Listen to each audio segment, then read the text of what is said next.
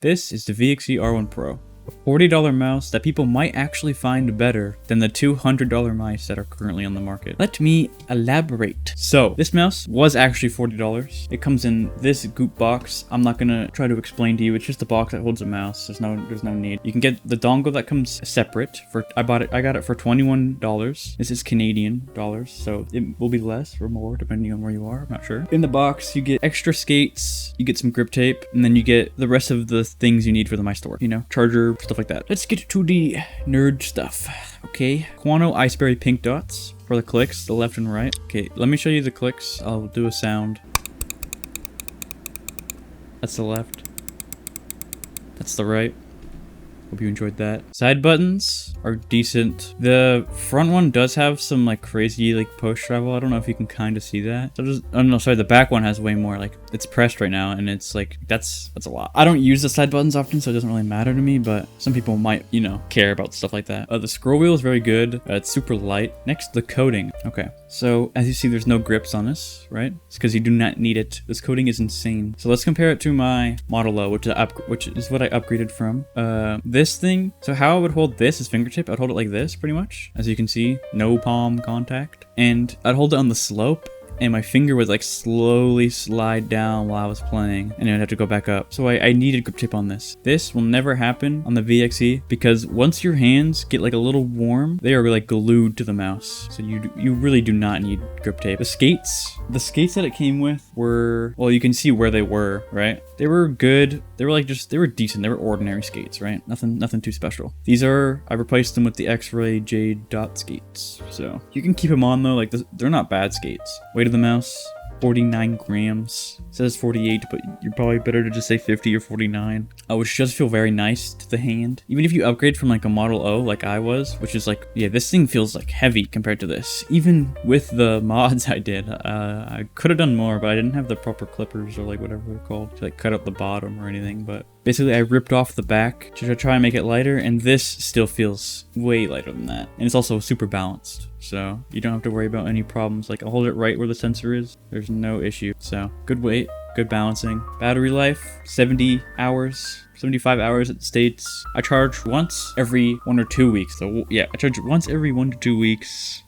If people care about the wire, sorry, I still use the Model O wire. Here, I'll even show the dongle. This is the extra dongle that you have to buy. As you can see, the Model O logo or whatever, glorious logo. I just used the same wire because it came with a pretty good wire, so no need to change for me, but the wire was like thick. You're probably just gonna not want to use when it's wired, but ooh, the shape. Probably something I should have started with. I'll show you. It's from here, kind of looks like a G Pro maybe shape. Maybe a G Pro is like further up. I'm not sure. But for me, when like I said, I was a fingertip player, right? My goal was to play claw on this mouse so I could get more stability, and that's what I have been doing. I play like this now.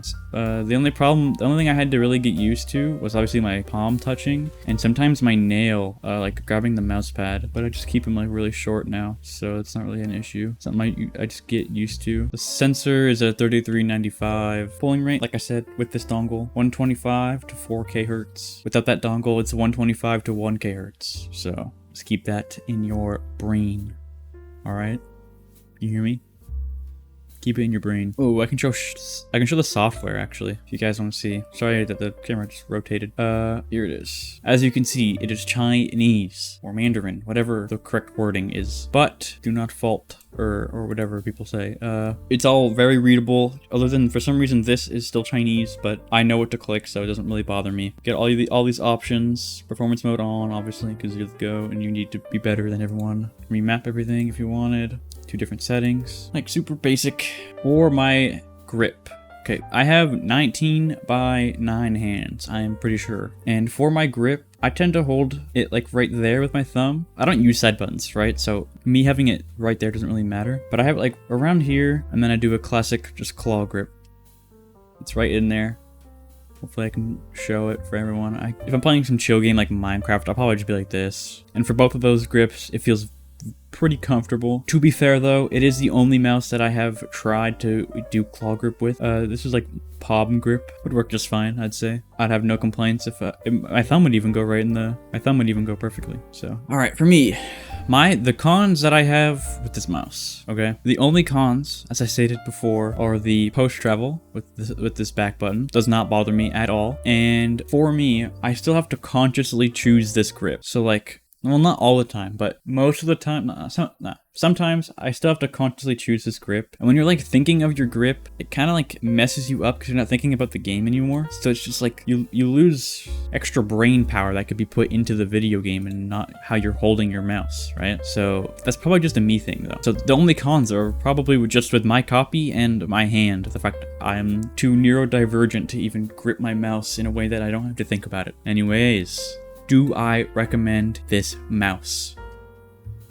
Obviously, I've been using it for 3 months. Literally no problems that I could like be like, don't get it yet. I recommend it. You could get this for probably cheaper than 40, and you do not need the dongle unless you think you will notice a difference in 1 to 2K to 4K hertz. You probably will not. And if you did, you probably would have had a more expensive mouse anyways with your 540 hertz refresh rate monitor, but that's just me being poor. If you want to get this, there'll be a link in the description for it. But yeah, let me know if I should try any other mice. I'm thinking of getting a different fingertip mouse, maybe like a HSK or something. Something to just like see if fingertip is actually the play for me, so that I don't have to think about how I grip my mouse mentally anymore. I can just grip it. But maybe like a fingertip grip would solve that for me on a mouse. I'm not sure, but yeah, let me know. Thanks for watching, and later.